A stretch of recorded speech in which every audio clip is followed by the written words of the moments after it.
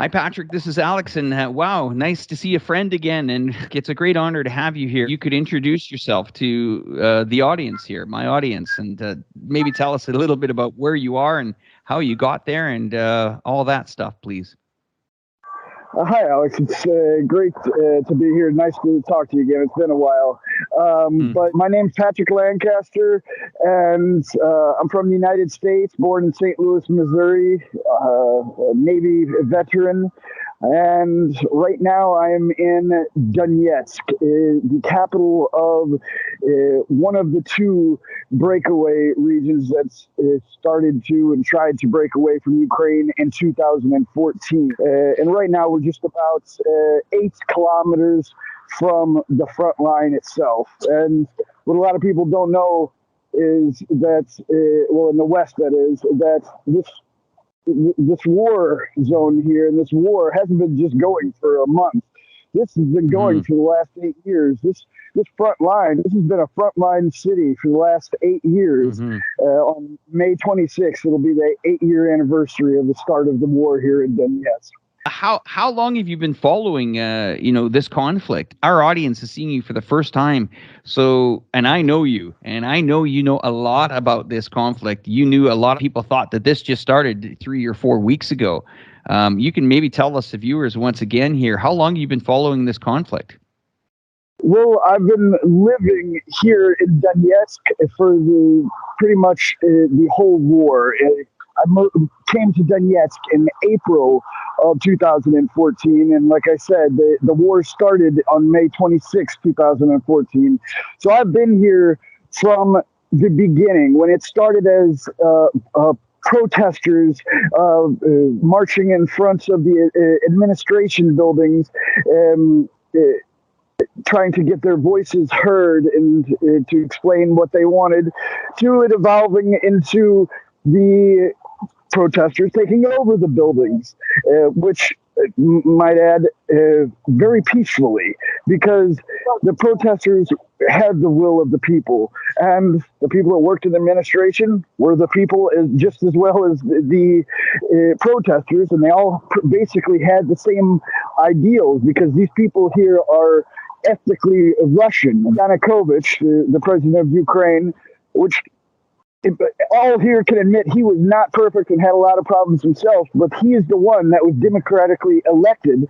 And most of the people in these regions voted for him to be the president of Ukraine. And when he was taken out of office without their inputs, and the people in the eastern part of Ukraine had no say on what was happening in Kiev, they looked at their Ukraine is dead.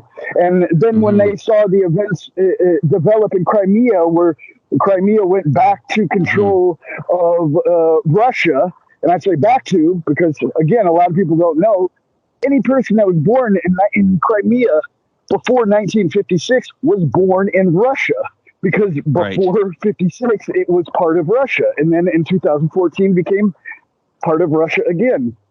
And when the people here in Donetsk and Lugansk saw that happen, they thought, wow, okay, we have a chance too. We're ethnically Russians. We want to become part of Russia. Let's also have a referendum, vote to break away from Ukraine, put up our borders, and hope that Russia comes to help us and to take us in like they did Crimea. I have some questions here. Can you share with us? I mean, you're one of the, I would say, the only, or pretty much one of the only guys that have been there for the duration. You're a crowd-funded journalist. You finance your own channel, which is on YouTube as Patrick Lancaster, which is brilliant work, by the way, brilliant work.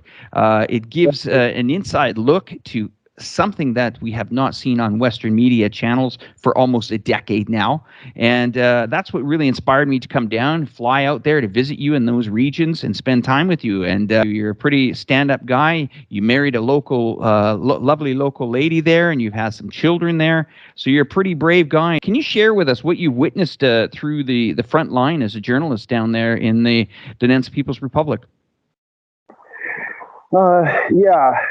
Sure can. It's been a tough time in this last month, but not only this last month, in the last 8 years. I came here in 2014 without really being a journalist, you could say, and evolved into journalism. I had done photography before here and there, and then after Crimea, being in Crimea, because I was there during the referendum as well, I really evolved into what I'm doing now, and found myself after the republics put up their borders. Ukraine decided that they weren't going to have that, and Ukraine attacked and started attacking and kept attacking for 8 years, like we said. But my first time under attack, under Ukrainian shelling, was in Kramatorsk at the beginning of July, because myself and a colleague were trying to go to Slavyansk, which was under intense siege by the Ukraine army, and it was controlled by the DPR forces. And we actually tried to go through Ukrainian territory and ended up back in Kramatorsk. And that night, Ukraine opened fire on Kramatorsk, severely damaging the city. So is it fair to say, like, I mean, and this is how, I discovered I was wanting to find out what was going on in those regions in 2014, 15, because it was very confusing as some of these mainstream medias were, I don't want to say telling a different story, but they weren't telling a clear story. My understanding is the Ukraine army was firing on what we'll call Ukraine nationals, even though they were, of ethnic Russian.